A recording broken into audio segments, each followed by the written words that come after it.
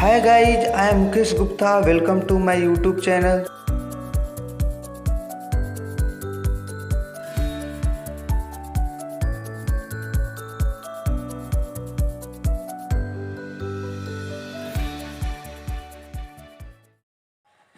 प्रिय दोस्तों, आज हम लोग आव्यूह चैप्टर में आव्यूहों का गुणन सीखेंगे। तो फ्रेंड, यदि आप मेरे चैनल पर नए हैं तो मेरे चैनल को सब्सक्राइब करें, साथ में बेल आइकन को प्रेस करें ताकि किसी भी वीडियो का अपडेट आपको मिलता रहे। और फ्रेंड, इस चैप्टर का अन्य पार्ट आप नहीं देखे हैं तो डिस्क्रिप्शन बॉक्स में लिंक दिया गया, आप वहां से देख सकते हैं। तो फ्रेंड, ज़्यादा समय नहीं लेते हुए अपने टॉपिक को शुरू करते हैं। ठीक है, आव्यूहों का गुणन। ठीक है, आव्यूह ए और बी गुणनफल ए बी तभी संभव है। आव्यूह ए और बी का गुणनफल ए बी तभी संभव है जब ए में स्तंभों की संख्या और बी में पंक्तियों की संख्या क्या हो, बराबर हो। ए में स्तंभ की संख्या बराबर हो और बी में पंक्ति की संख्या बराबर हो। आप देख सकते हैं कि आव्यूह ए है जिसके अवयव ए आई जे है और इसकी कोटि 2/3 है। एक आव्यूह बी है जिसमें अवयव बी आई जे है और इसकी कोटि 3/3 है। तो देख सकते हैं पहले आव्यूह में स्तंभ कितना है, 3। पहले देखिए, ये 2 होता है वो पंक्ति को दर्शाता है और ये जो 3 है यानी पीछे वाला स्तंभ को, आगे वाला पंक्ति को, पीछे वाला स्तंभ को। तो रूल क्या है, पहले आव्यूह में स्तंभ की संख्या और दूसरे आव्यूह में पंक्ति की संख्या बराबर हो। तो पहले आव्यूह में स्तंभ की संख्या 3 है और दूसरे आव्यूह में पंक्ति की संख्या 3 है, ये दोनों बराबर है। अगर बराबर होगा तभी हम लोग दोनों आव्यूह में गुणन कर सकते हैं, अर्थात गुणा कर सकते हैं। बराबर नहीं होगा तो गुणन संभव नहीं है। यानी आप देख सकते हैं 3 है यानी दोनों बराबर है, इसलिए ए बी क्या है, संभव है। Into A B, A into B संभव है। अगर बराबर नहीं होता तो ए इंटू बी संभव नहीं होता। अब दूसरे, आप इसमें भी देख सकते हैं, दूसरा एग्जाम्पल है। ये जो आव्यूह है इसकी कोटि 2/3 है और इस आव्यूह की कोटि 2/2 है। तो इसमें स्तंभ की संख्या 3 और इसमें स्तंभ की संख्या 2 है। दोनों ये बराबर नहीं है। 3 और 2 बराबर अगर होता तो ये भी संभव होता। अगर यहाँ पर बराबर नहीं है यानी 3 और 2 नॉट इक्वल है, इसलिए ये भी संभव नहीं है। ये समझ में आ गया, यानी कि 2 आव्यूहों का गुणन कब संभव है और कब संभव नहीं है, ये हमें जानना जरूरी था। वो क्लियर हो गया।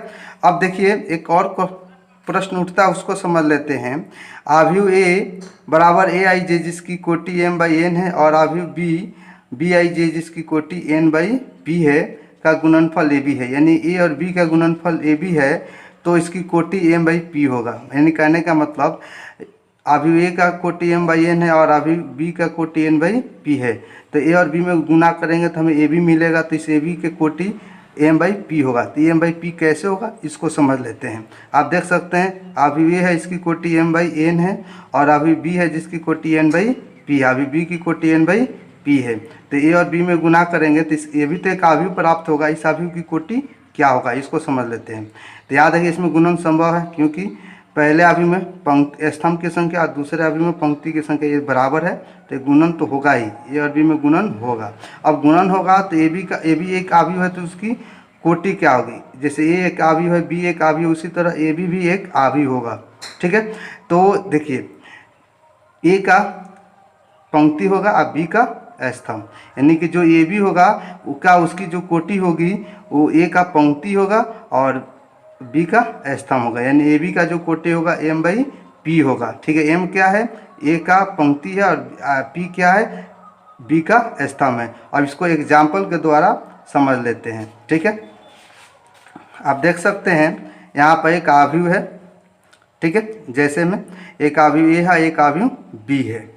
तो इन दोनों में गुणन संभव है क्योंकि पहले आव्यूह में स्तंभ 2 है और दूसरे आव्यूह में पंक्ति 2 है। यानी कि पहले आव्यूह में स्तंभ की संख्या, दूसरे आव्यूह में पंक्ति की संख्या बराबर है, तो गुणन होगा। अब गुणन होगा तो ये भी एक आव्यूह ही प्राप्त होगा, तो उस आव्यूह की कोटि क्या होगी। तो ये जो बराबर होता है उसको छोड़ देते हैं, जो बराबर उसको छोड़ देना है। लेना क्या है, 2 और 3, तो इसकी कोटि होगा 2/3। समझ में, जो बराबर होता है उसको छोड़ देते हैं, जो बच जाता है उसको लिख देते हैं। तो ए बी की कोटि 2/3, ये समझ में आ गया। अब हम लोग 2 आव्यूहों में गुणन कैसे होता है, उसका नियम क्या होता है वो समझ लेते हैं। यहाँ पर देख सकते हैं, यहाँ पर एक अवयव ए है, एक अवयव बी है, तो दोनों में गुणन होगा। गुणा करने का नियम क्या होता है दो अवयवों में, उसको समझना बहुत ज़रूरी है, तो इसलिए इसको ध्यान से देखिएगा, ठीक है। जैसे इसमें करते क्या है, जो ये ए बी है, ए बी में ये इसे पंक्ति बोलते हैं, ये पहला पंक्ति, ये दूसरा पंक्ति, ये स्तंभ हो गया, पहला स्तंभ, ये दूसरा स्तंभ, ये समझ में आ गया।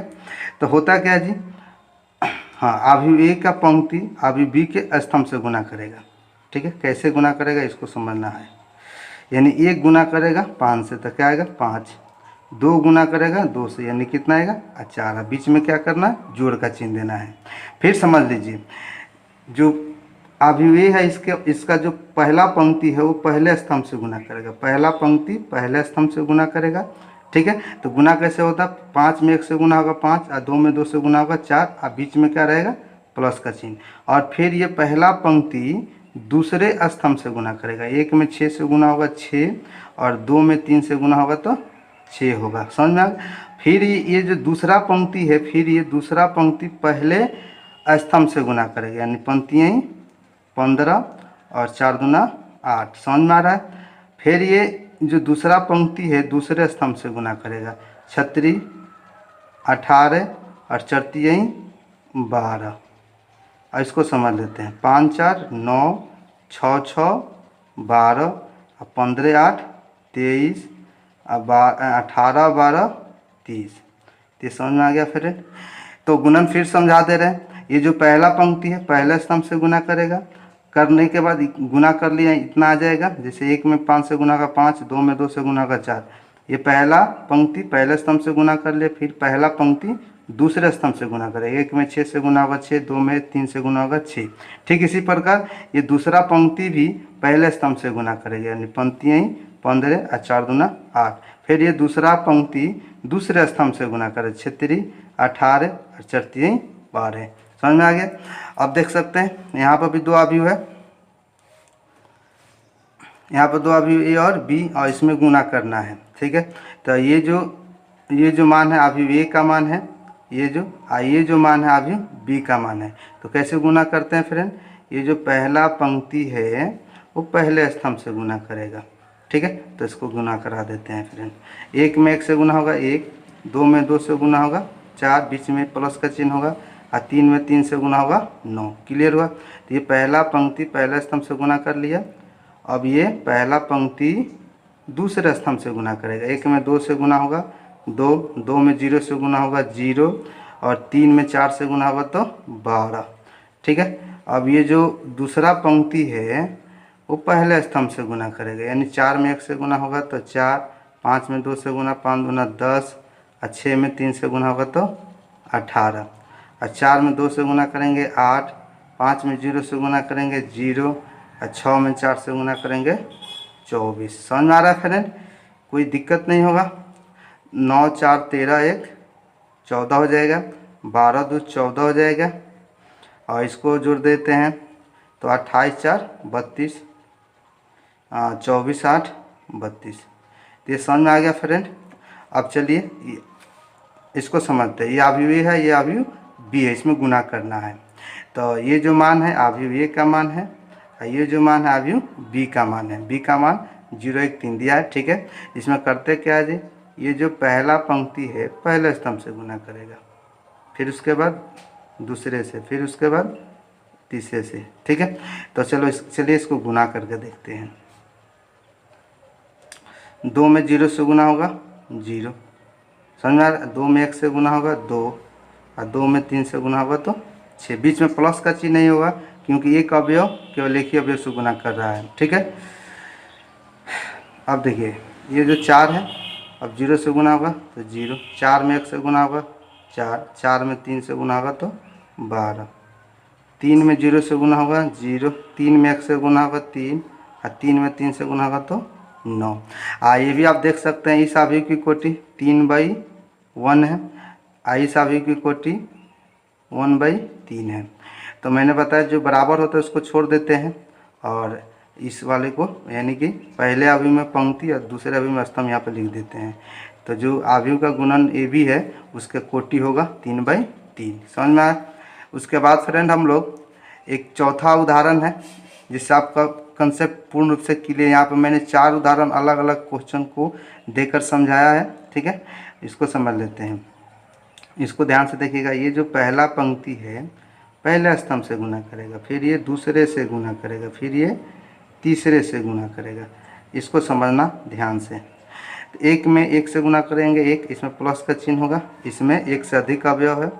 0 में 0 से गुना होगा 0, और 3 में 2 से गुना होगा तो 6। समझ में आ गया फ्रेंड। उसके बाद ये तो पहला पंक्ति पहले स्तंभ से गुना कर लिया, फिर पहला पंक्ति दूसरे स्तंभ से गुना करेगा।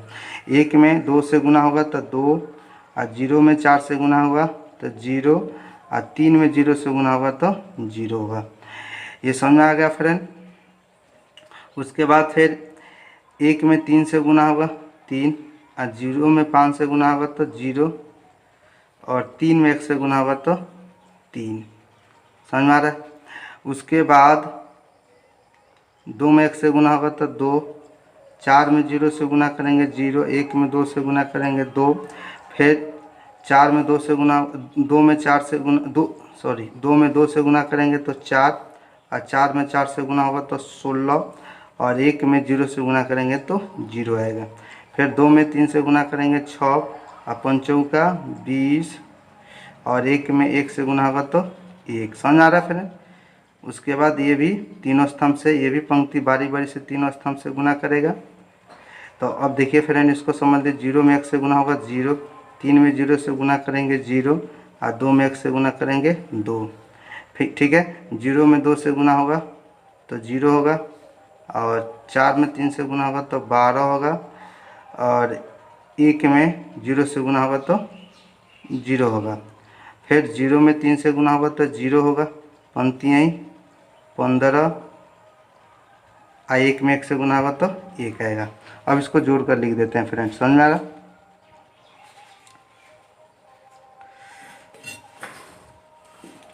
अब देखिए इसको, 6 और 1 7, 2 3 2 2 4, 16 4 20, 6 26 और 1 27, 2 12, 15 1 16।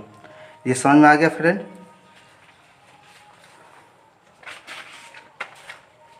अब हम लोग गुणन सीख चुके हैं। दो अवयवों में गुणन कैसे होता है, उसका नियम क्या होता है। पहला पंक्ति पहले स्तंभ से पहला पंक्ति, फिर दूसरे स्तंभ से पहला पंक्ति, फिर इसी तरह गुना होगा। ये समझ चुके हैं हम लोग। अब हम लोग एक नोट है जो काफ़ी इम्पोर्टेंट नोट है, इसको समझ लेते हैं।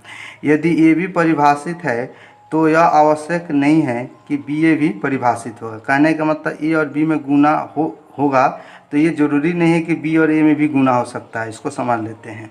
गुणन का नियम क्या है ये तो आप जानते हैं फ्रेंड। पहले अवयव में स्तंभ की संख्या और दूसरे अवयव में पंक्ति की संख्या बराबर होना चाहिए। तो आप देख सकते हैं यहाँ पे एक अवयव है जिसकी कोटि है 2/2 है, और दूसरा अवयव है बी जिसकी कोटि 2/3 है। इसमें 2 पंक्ति है और इसमें 3 स्तंभ है, इसलिए इसकी कोटि 2/3 होगा। ठीक है, अब देखते हैं इसमें गुणन संभव है या नहीं है। तो ये जो अवयव, ये जो मान है ए का है और ये जो मान है अभी बी का मान, इसकी कोटि 2/2 है और इसकी कोटि 2/3 है। ठीक है, तो आप देख सकते हैं पहले अवयव में स्तंभ की संख्या और दूसरे अवयव में पंक्ति की संख्या बराबर होना चाहिए, तभी गुणन संभव है। तो आप यहाँ पर देख सकते हैं ये बराबर है, 2 2 बराबर है, तो गुणन संभव है। अब इसको उल्टा करके समझते हैं फ्रेंड। यानी ए भी था, मैंने ए का मान पहले था और बी का मान बाद, अब बी का मान पहले होगा और ए का मान बाद, यानी बी ए होगा। ठीक है, तो बी ए में बी का मान लिख दिए और बाद में ए। क्या गुना होगा या नहीं होगा। अब देखिए इसमें क्या, दूसरे अवयव में पंक्ति स्तंभ की संख्या 3 है और दूसरे, हाँ, इसमें जो अवयव बी है इसमें पंक्ति के स्तंभ की संख्या कितना है 3, और दूसरे अवयव में पंक्ति की संख्या 2 है। ये बराबर नहीं है, तो इसलिए गुणन संभव नहीं है। 3 और 2 बराबर नहीं है, यानी कि ए बी में तो गुणन संभव है लेकिन बी ए में गुणन संभव नहीं है, क्योंकि जो रूल होता है गुणन का वो इसमें परिभाषित नहीं हो रहा है, क्योंकि इसमें स्तंभ की संख्या और पंक्ति की संख्या बराबर नहीं है। आगे बढ़ते हैं फ्रेंड। नेक्स्ट नोट को समझते हैं।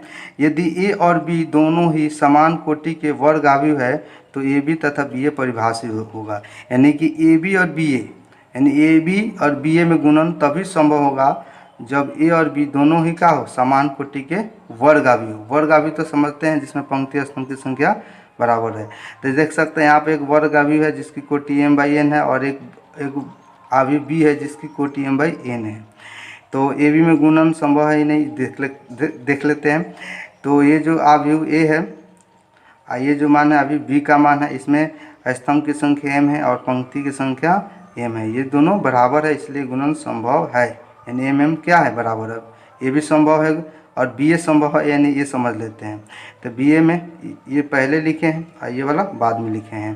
तो आप देख सकते हैं ये भी बराबर है। तो याद रखिएगा ए बी और बी ए तभी संभव होगा जब क्या हो, कोटि समान हो। कोटि क्या होना चाहिए, समान होना चाहिए। आप देख सकते कोटि अगर समान हो तो गुणन संभव है, अन्यथा गुणन संभव नहीं है। अब एक और इम्पोर्टेंट पॉइंट है, इसको समझ लेते हैं। यह आवश्यक नहीं है कि ए बी और बी ए दोनों का मान समान हो। यानी कहने का मतलब कि ए बी, जैसे हम लोग तो ये समझते हैं कि 5 में 2 से गुना करेंगे तो 10 ही आएगा, या 2 में 5 से गुना करेंगे तब भी 10 ही आएगा। लेकिन यहाँ पर कुछ अलग है, ए बी में और बी ए में, ए बी और बी ए का मान समान नहीं होगा। तो आप देख सकते हैं यहाँ पर मैंने 2 अवयव लिया है, ए और बी। तो चलिए ए बी, तो ए बी में जब गुणन किया गया है, मैंने पहला पंक्ति पहले स्तंभ से गुना करेगा तो उस हिसाब से यहाँ पर ये मान निकल कर आ रहा है। तो इसका मान क्या आया, 2 6 3 9। ए बी में गुना करने के बाद ये मान आया।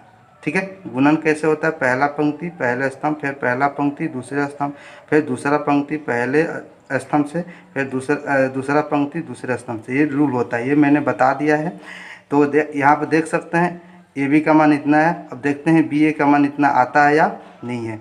तो बी, ये बी का मान हो गया, ये जो मान है ए का मान है, इसमें गुणन किया गया तो इतना मान आया। तो आप देखिए ए बी का मान इतना और बी ए का मान इतना, क्या ये दोनों मान समान है? तो ए बी और बी ए दोनों का मान समान नहीं है, यानी ए बी नॉट इक्वल है बी ए। तो ये आवश्यक नहीं है कि ए बी और बी ए के दोनों का मान समान ही होगा। ठीक है फ्रेंड, अब आगे बढ़ते हैं। अब इसको समझ लेते हैं। समान कोटि के विकर्ण अवयवों का गुणन क्रम विनिमय होता है। यानी कहने का मतलब समान कोटि के अगर विकर्ण अवयव है तो वहाँ पर ए बी और बी ए का मान समान होगा। ठीक है, ये भी जानना जरूरी था कि कब ए बी और बी ए का मान समान होता है, तो भी सीख लेते हैं। तो यहाँ पर ए का मान और ये बी का मान आप देख सकते हैं। यह एक विकर्ण अवयव है। विकर्ण अवयव का मतलब क्या होता है, विकर्ण के छोड़कर बाकी अवयव क्या हो, शून्य हो। तो विकर्ण को छोड़कर बाकी अवयव क्या है, शून्य। यहाँ पर भी देख सकते हैं ये विकर्ण अवयव है, विकर्ण को छोड़कर बाकी अवयव शून्य है। तो ए बी में गुना किया गया तो इतना आया। आप गुना कर लीजिएगा, रूल तो मैंने बता ही दिया है। तो ए बी में गुणन किया गया इतना आया, बी ए में गुणन किया गया तो इतना आया। तो दोनों मान क्या है, बराबर है।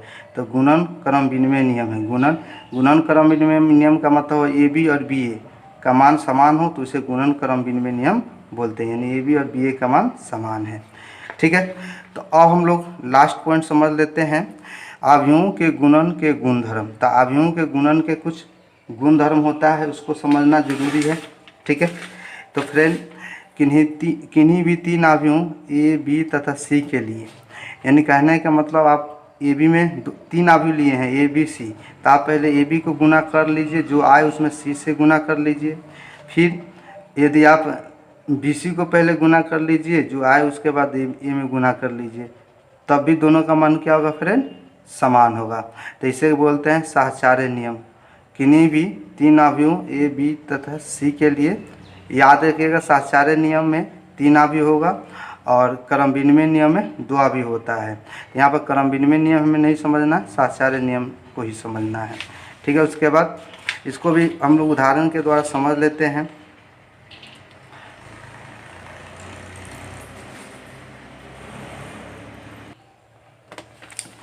तो यहाँ पर पहले हम लोग 3 अवयव ले लेते हैं। ठीक है, 1 2 1 3। ठीक है, एक अवयव ये हो गया और एक अवयव बी लेते हैं 1 0 2 1, और एक अवयव सी ले लेते हैं 1 1 2 3। ठीक है, तो हम लोग पहले LHS लेंगे। LHS क्या है फ्रेंड, AB इंटू सी, यानी करने का मतलब ए और बी में पहले गुना करना। ए का मान 1 2 1 3 और बी का मान दिया है 1 0 2 1 और इसमें पहले हमें गुना करना है और सी का मान बाद में लिखेंगे। सी का मान क्या दिया है 1 1 2 3। ठीक है, चलिए इसमें गुना करके देखते हैं क्या आता है। ठीक है फ्रेंड, तो पहला पंक्ति पहले स्तंभ से 1 में 1 से गुना होगा 1 और 2 दूना 4 और 1 5 हो जाएगा। फिर 1 में 0 से गुना होगा 1 और 2 में 1 से गुना होगा तो 2। ठीक है, और ये जो दूसरा पंक्ति है पहला स्तंभ से गुना 1 में 1 से गुना 1 और 3 दूना 6 6 और 1 7। ठीक है, 1 में 0 से गुना होगा 0, 3 में 1 से गुना 3, उसके बाद 1 1 2 3। अब इसमें गुना करेंगे फ्रेंड। ठीक है, तो इसको समझना जरूरी है। गुना करते हैं, पहला पंक्ति पहला स्तंभ 5 में 1 से गुना होगा 5 और 2 दूना 4 5 4 9, 5 में 1 से गुना 5 और 3 दूना 6 6 5 11। अब देखिए 7 में 1 से गुना होगा 7 और 3 दूना के 6 7 6 13। 7 में 1 से गुना होगा 7 और 3 दूना 6, यानी 7 6 13 होगा। ठीक है, तो यहाँ पर LHS का मान इतना आया। अब देखते हैं RHS का मान। ठीक है, तो RHS क्या है फ्रेंड, RHS है A इंटू बी सी। ठीक है, तो A को बाहर निकाला गया है, तो A का मान कितना दिया है, A का मान दिया है 1 2 1 3 और उसके बाद लिखेंगे B का मान। B का मान दिया है फ्रेंड 1 0 2 1 और C का मान क्या दिया है फ्रेंड 1 1 2 3। ठीक है, तो चलिए पहले इसमें गुना कर लेते हैं। इसको लिख दिए, अब इसमें गुना करेंगे। पहला पंक्ति पहले स्तंभ से गुना करेगा तो क्या होगा फ्रेंड, 1 में 1 से गुना 1 और 0 में 2 से गुना होगा तो 1 ही आएगा। फिर 1 में 1 से गुना 1 और 3 में 0 से गुना होगा तो 1 ही होगा। ठीक है, और 2 में 1 से गुना होगा 2 और 1 में 2 से गुना होगा 2 2 2 4 होगा। 2 में 1 से गुना होगा 2 और 1 में 3 से गुना 3 और 2 5। ठीक है फ्रेंड, अब चलिए इसको गुना करके देखते हैं क्या होता है। पहला पंक्ति पहले स्तंभ 1 में 1 से गुना 1 और 4 दूना 8 8 है 1 9 आ गया। ठीक है, और पहला पंक्ति अब दूसरे स्तंभ से गुना 1 में 1 से गुना 1 और 5 दूना 10 10 है 1 11। ठीक है फ्रेंड, उसके बाद 1 में 1 से गुना 1 और 4 3 12 1 13। 1 में 1 से गुना 1 पंक्ति 15 1 1 में 1 से गुना 1 और पंक्ति 15 1 16। ठीक है फ्रेंड, तो ये हो गया RHS का मान। लेकिन यहाँ पर आप देख सकते हैं मिस्टेक हुआ है, 7 और 3 3 का 9, यहाँ पर 16 होगा। तो आप देखिए ये जो मान था LHS का मान था और ये जो मान है RHS का मान है। आप देख सकते हैं ये बराबर है 9 9 11 13 16 बराबर है ना। तो ये साहचर्य नियम गुणन के लिए क्या हो गया, सत्यापित हो गया। अब हम लोग वितरण नियम के बारे में जानेंगे। ठीक है, वितरण नियम कह रहा है अगर 3 अवयव A B तथा C हो तो यदि आप B और C को जोड़कर उसके बाद A में गुना कीजिए। ठीक है, जैसे या ऐसे भी समझ सकते हैं कि जैसे B प्लस C ब्रैकेट में हो, आप A में B से गुना कीजिए AB, फिर A में C से गुना कीजिए AC। ठीक है, तो इस तरह गुणन कर सकते हैं, इस तरह से मान में कोई बदलाव नहीं आता है। ठीक है फ्रेंड, इसको भी समझ लेते हैं।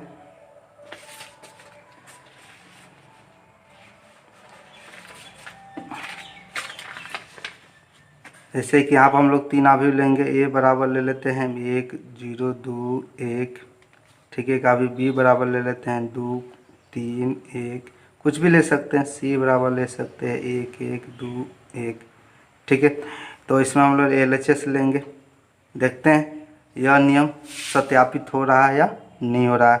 तो क्या है friend A into B plus C, तो A को पहले लिख देते हैं 1 0 2 1। ठीक है फ्रेंड, उसके बाद B का मान कितना दिया है 2 1 3 1 और C का मान कितना दिया है 1 1 2 1। समझ में आ रहा है फ्रेंड, तो इसमें करना क्या है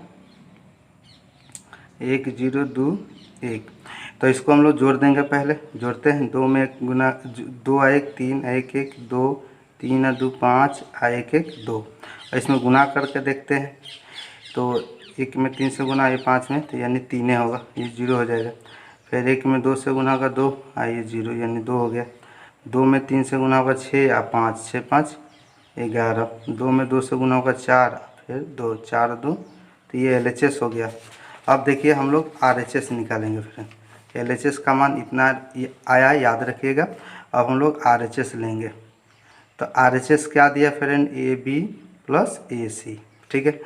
तो AB का मान, AB लिख देते हैं, क्या दिया A का मान 1 0 2 1, A का मान हो गया। फिर B का मान 2 1 3 1। फिर अब हम लोग फिर A का मान लिखेंगे 1 0 2 1, और C का मान कितना दिया फ्रेंड 1 1 2, ठीक है। अब इसमें गुना करके देखते हैं फ्रेंड। पहला पंक्ति पहला स्तंभ, 1 में 2 से गुना होगा 2, आइए 2 ही रहेगा। 3 में 0 से गुना 0 होगा। 1 में 1 से गुना होगा 1, 2 में 2 से 4 आ 3 7, 2 में 1 से गुना 2, 1 में 1 से गुना होगा 2 1 3, ठीक है फ्रेंड। चलिए इसमें गुना करते हैं। 1 में 1 से गुना होगा 1, 2 में 0 से गुना होगा 0, 1 में 1 से गुना 1, 1 ये हो जाएगा। 2 में 1 से गुना होगा 2, 1 में 2 से गुना होगा तो क्या होगा 4, 2 में 1 से गुना होगा 2, 1 में 1 से यानी 3, ठीक है।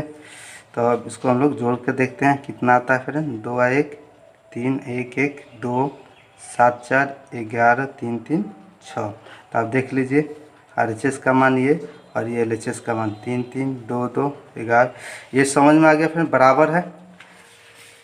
तो याद रखिएगा, हम लोग अगर B और C प्लस में 2 अवयव हो तो उसमें हम लोग A में B से गुना कर देंगे तो AB आएगा। फिर A में C से गुना AC, उसके बाद जोड़ देंगे, तब भी मान में कोई बदलाव नहीं होता। इस नियम को हम लोग वितरण नियम बोलते हैं।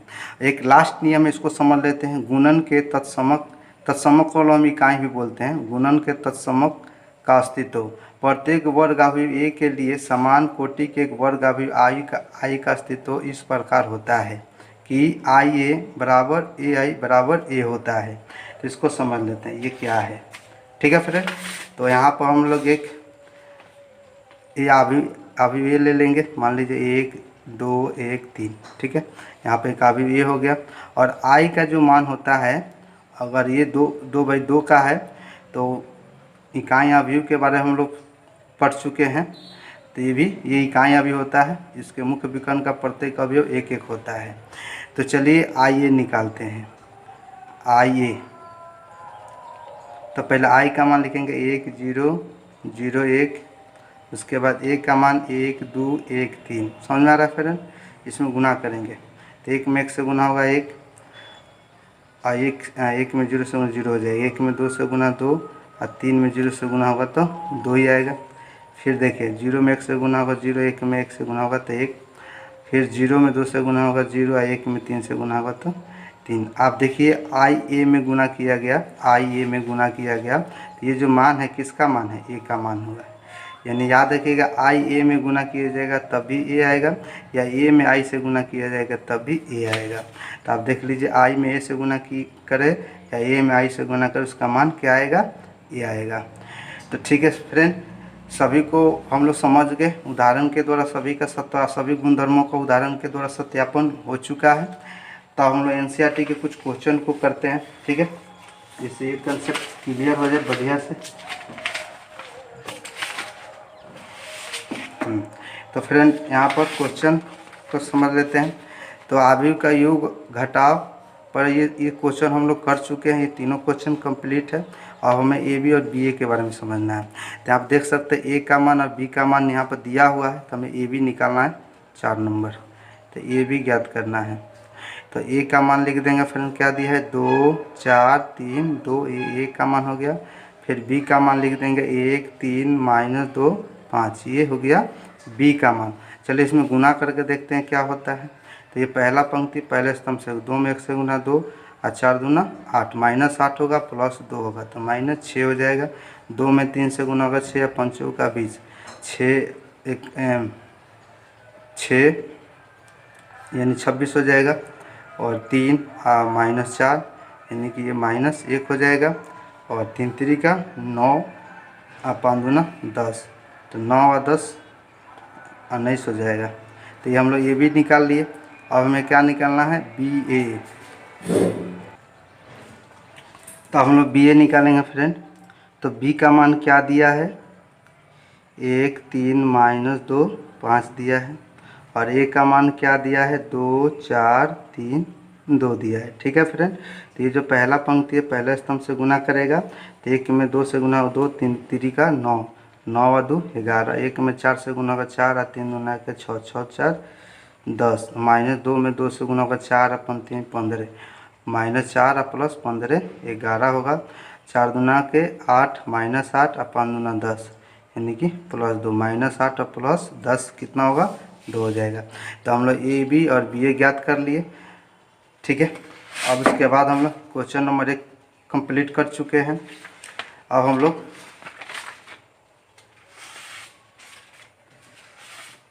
आप देख लीजिए, क्वेश्चन नंबर 1 कंप्लीट हो गया। क्वेश्चन नंबर 2 में जितने क्वेश्चन हैं सभी को कर लिए हैं हम लोग, क्योंकि हम लोग ये सभी क्वेश्चन अवयव के योग से था इसलिए पहले कर लिए। आप प्लस का चिन्ह देख सकते हैं।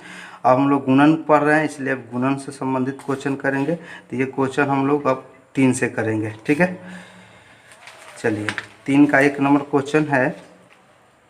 इसमें गुणन करना है। कैसे गुणन करना है इसको समझ लीजिए।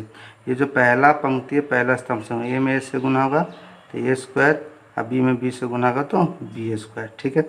और फिर ये पहला पंक्ति दूसरे स्तंभ से गुना, A में -B से गुना होगा -AB, और A में B से गुना होगा तो +AB होगा। ठीक है। और फिर इसको समझ ले, A में -B से गुना होगा तो -AB, और A में B से गुना होगा तो AB होगा, माइनस माइनस +B², A में A से गुना होगा तो A²। तो अब ये देखिए कट जाएगा। फाइनली क्या आ गया, A² + B² 0 0, A² + B²। तो ये कंप्लीट हो गया फ्रेंड। अब इस क्वेश्चन को कर लेते हैं। कैसे होगा समझ लीजिए। क्वेश्चन नंबर 2, ये 1 2 से गुना करेगा तो 2 आएगा, फिर 1 3 से गुना होगा 3, 1 में 4 से गुना होगा 4, फिर 2 में 2 से गुना होगा 4, 2 में 3 से गुना होगा 6, 2 में 4 से गुना होगा 8, 3 में 2 से गुना होगा 6, 3 में 3 से गुना होगा 9, और 4 3 12। तो ये कंप्लीट हो गया। अब हम लोग क्वेश्चन नंबर 3 को देख लेते हैं। ठीक है। तो क्वेश्चन नंबर 3 में क्या होगा,